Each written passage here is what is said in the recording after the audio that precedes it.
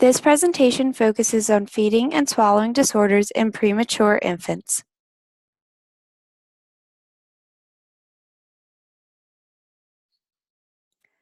Identification of feeding and swallowing disorders in premature infants has been on the rise in recent years.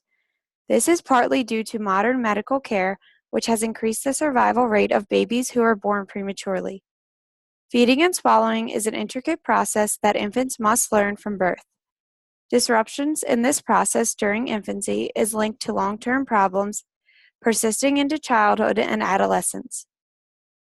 This PowerPoint will explore what feeding and swallowing disorders in the preterm infant population entail and the clinical implications of such disorders related to the field of speech and language pathology.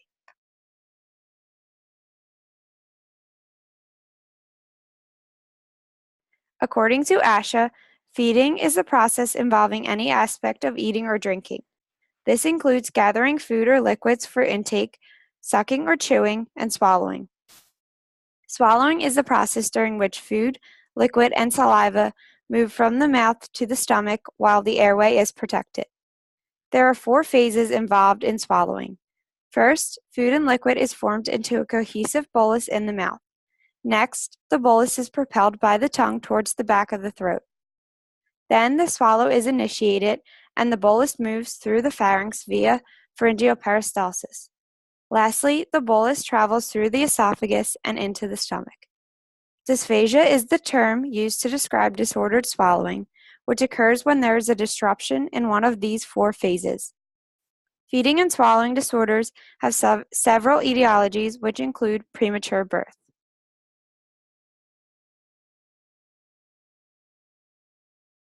Dodrell, 2011, describes premature infants as those born before 37 weeks gestational age. She explains that approximately 12% of infants are born preterm, equating to more than 500,000 premature children each year in the United States.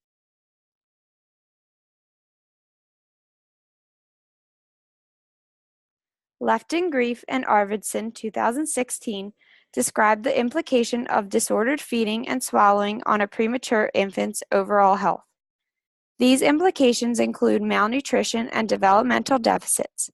Currently, more than 500,000 premature children are diagnosed with dysphagia annually, and at least 100,000 infants have been diagnosed with feeding and swallowing disorders after short hospital stays.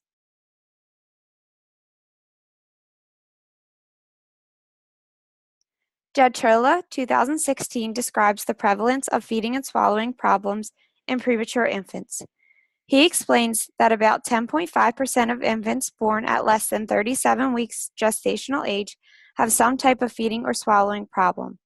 This rate increases to about 24.5% for infants who are born with a very low birth weight.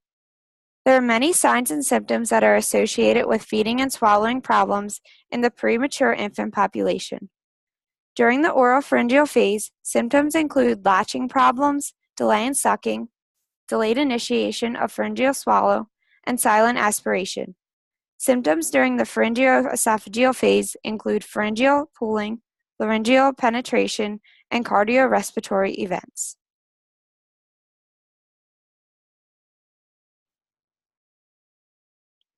As discussed in the literature, premature infants often have feeding and swallowing difficulties.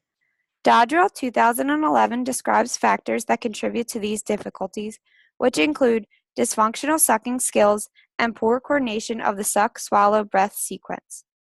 Non-nutritive sucking, or sucking displayed when the infant is not feeding, is generally a precursor to nutritive sucking, or sucking to obtain nutrition.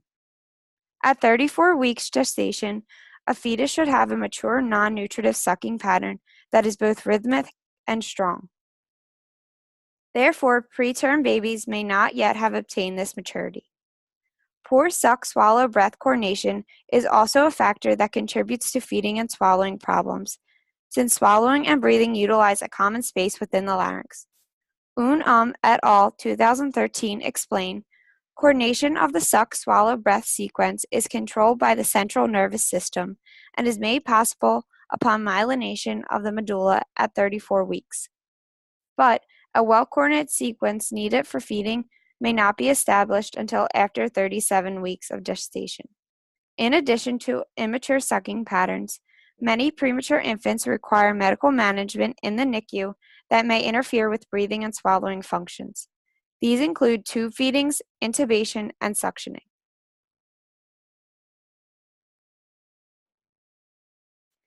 Caring for premature infants in the NICU who have feeding and swallowing disorders should involve a team approach.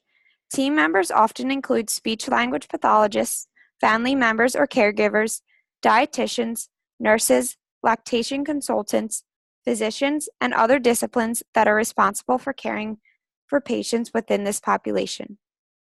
The role of the SLP in the NICU is to provide services in the area of diagnosis, assessment, planning, and treatment for feeding and swallowing.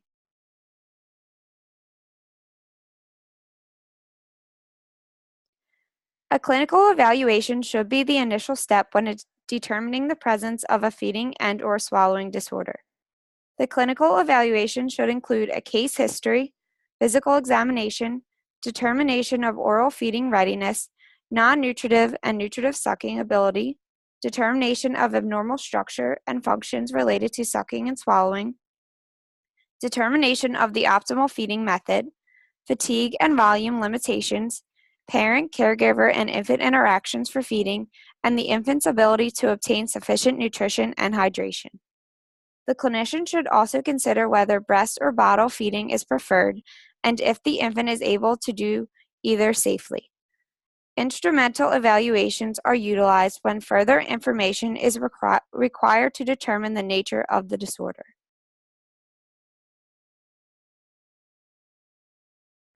Treatment of the premature infant in the acute care setting should involve continuous assessment. When developing a treatment plan, several things need to be considered. These include the patient's nutritional status, medical and surgical stability, position, posture needs, oral sensorimotor facilitation, oral pharyngeal swallow safety, and behavioral factors. Lefton, Grief, and Arvidsson, 2016, suggests cue-based feeding for the infant in the NICU. Cue-based feeding is based on attending to an infant's signs of behavioral readiness for feeding and hunger cues, which is managed by the bedside nurse. They also suggest compensatory strategies such as posture and position changes and altering the flow rate and thickness of liquids.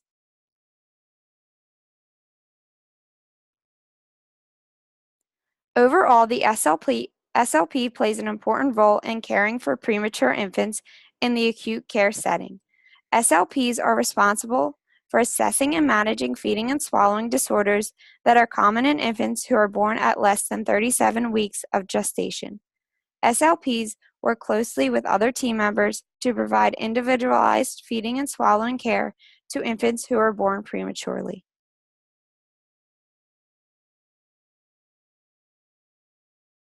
This presentation was developed using the sources displayed on this slide.